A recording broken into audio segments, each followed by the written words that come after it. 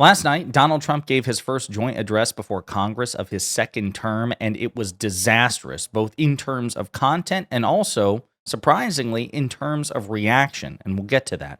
But before we unpack all that, if you end up liking this video and you want to support the channel, please be sure to hit the like, subscribe, and alert bells before you go. All right, friends, we got several clips to play from Donald Trump's nearly 2-hour long speech. It was the longest in history, and it felt even longer, okay?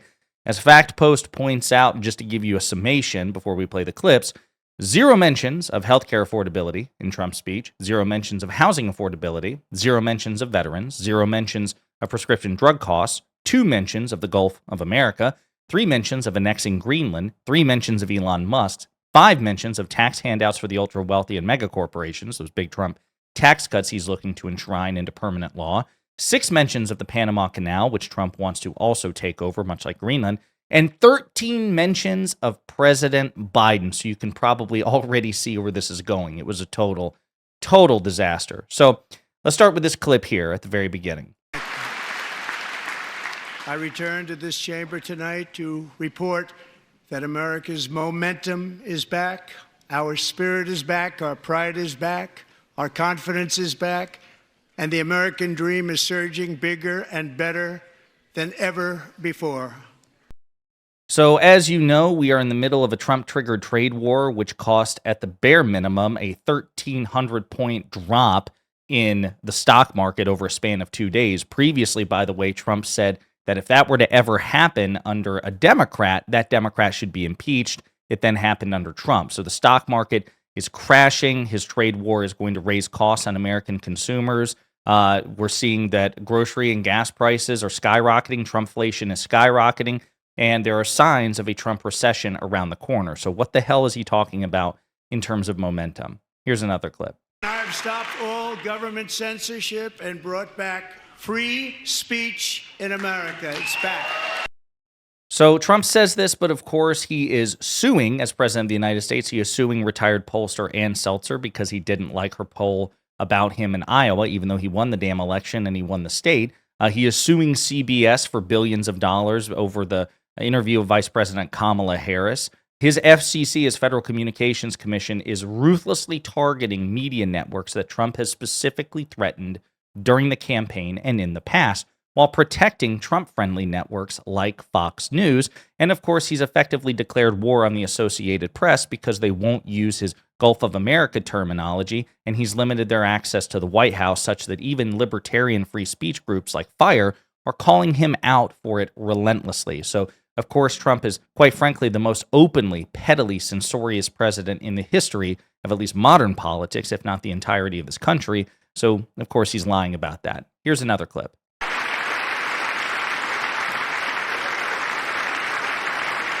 Joe Biden especially let the price of eggs get out of control. The egg price is out of control. So you heard the audible groaning from Democrats here because, of course, it was such a predictable but stupid, dishonest, and hypocritical move by Trump.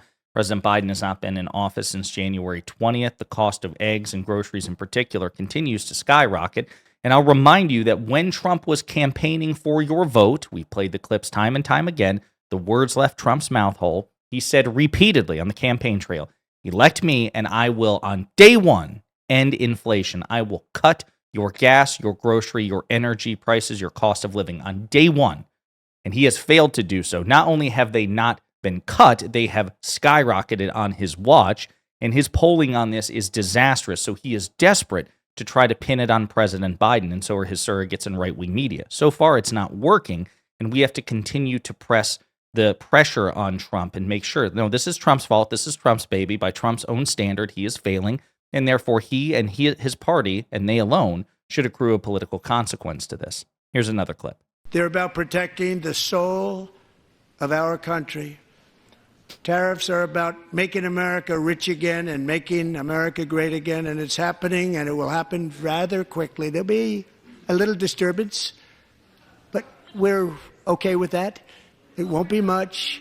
No, you're not. Oh. So you even see Mike Johnson, I don't know if you saw that but when Trump said that there would be a little disturbance. Rich again and making America great again. Look at Mike Johnson's reaction. And it's happening, and it will happen rather quickly. There'll be a little disturbance, but we're okay with that. It won't. The micro expression there gave it away, which is he knows, because Mike Johnson is a coward. He's a loser in so many ways, but he's so much smarter than Donald Trump.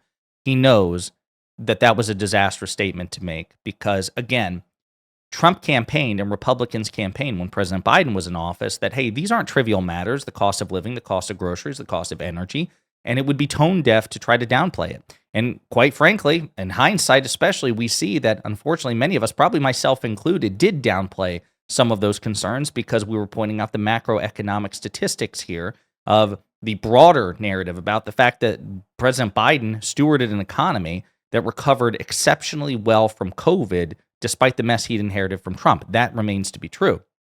But Trump was also saying, all of this is Biden's fault. It's not a little. Now he's saying, okay, there might be some minor disruption. Of course, he was saying, again, he would end it on day one. There would be no disruption.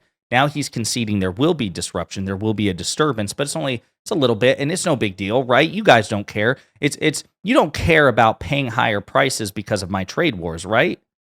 Well, people will. And again, it's the responsibility of the Democratic Party to relentlessly hammer that fact. Here's another clip. And it hurt our farmers, but our farmers are going to have a field day right now. So to our farmers, have a lot of fun. I love you too. So during Trump's first term, he actually screwed over farmers, including farmers who voted for him with his trade wars with China, soybean farmers in particular. There were multiple documentaries about this, multiple interviews. There were farmers who said, I voted for Trump, but he screwed me over. That happened in Trump term one. And we're seeing potential signs of that now with Trump's various actions, his cost cutting, his Doge purges, terminating Biden-era contracts. People have gone viral. I think one guy, his name's Skylar Holden, you've probably seen him on TikTok and other places. He's a Trump voter, and he's saying, Trump is screwing me over by terminating the contract that I had with the federal government. And so we're seeing signs that Trump's tariffs and trade wars will further screw over American farmers, including those who voted for him. So it's like deja vu. Here's a clip, and this one's relatively longer. Democratic Congressman Al Green at one point stood up to protest Trump when Trump lied, claiming that he had a mandate. Trump, of course, does not have a mandate. He didn't win the popular vote by 50%. He simply won it by a plurality, which means more people voted against Trump than voted for him. That's a fact, and facts don't care about your feelings. If this is a landslide, if this is a mandate, then objectively what President Biden had in 2020 was an avalanche. If this was a landslide, this was the mother of all avalanches for Biden, in which case Republicans were obligated to just shut up, bend the knee, and get out of Biden's way and do what he wanted, right? But that's not the posture they took because it wasn't a widespread mandate, right? Even though Biden also had control over all branches of federal government outside of the Supreme Court as well. You see how they pick and choose their logic? Anytime a Republican wins, Republican wants you to believe that it's a mandate. So Al Green stood up to protest that, and as a consequence, he was effectively kicked out of the House of Representatives by Speaker Johnson. Members are directed to uphold and maintain decorum in the House and to cease any further disruptions. That's your warning.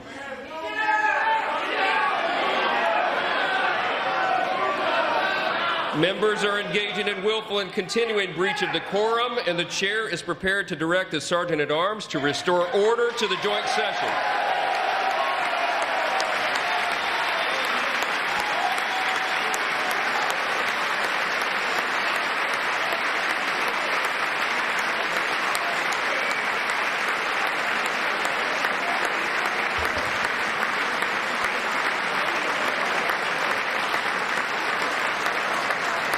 Mr. Green, take your seat. Take your seat, sir. Take your seat. Finding that members continue to engage in willful and concerted disruption of proper decorum, the chair now directs the Sergeant-at-Arms to restore order. Remove this gentleman from the chamber. So there you have it. Democratic Congressman Al Green was removed from the chamber for pointing out the fact that Donald Trump does not have mandate. In this clip, this one's probably the funniest in some ways because even though Donald Trump is shadow president Elon Musk's puppet, Trump also says that the age of the unelected bureaucrat ruling over us is over. And the days of rule by unelected bureaucrats are over. Now, I don't know if you heard that, but there was a burst of laughter before Republican applause drowned it out because, of course, again, Elon Musk was in attendance, and he is effectively the shadow president, unelected, unaccountable. I'm going to play one more clip from Trump's speech, and that is where he compares himself to our first president, George Washington. The absurdity is unreal. In fact, it has been stated by many that the first month of our presidency, it's our presidency, is the most successful in the history of our nation. By many.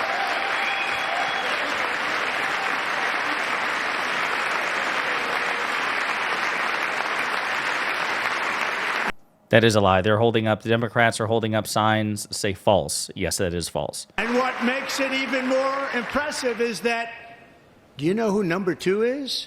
George Washington. How about that?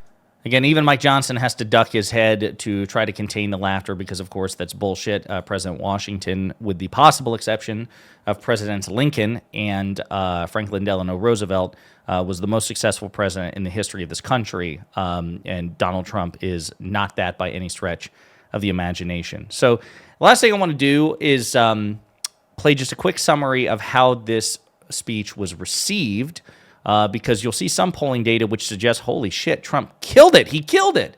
Well, not quite. Is that people who tend to be fans or partisans with the president, no matter which party the president is in, tend to tune in more on speeches like this. And that's the case in tonight's survey as well, because we were 21% Democrat, 44% Republican in this sample, 35% independent. That's about 14 points more Republican than the overall general population. So keep that in mind when you see these results of speech watchers. To the results, what was your reaction to Trump's speech? 44% of speech watchers in our instant poll tonight say they had a very positive reaction to Trump's speech. 25% somewhat positive, 31% negative. How does that stack up against Donald Trump's previous addresses to joint sessions of Congress or State of the Union addresses? Look here, for all the years we have data for, 44% very positive reaction is actually his low water mark in all our instant polls after his previous addresses. You see in 2019, 18, and 17, he was higher in terms of very positive speech reaction.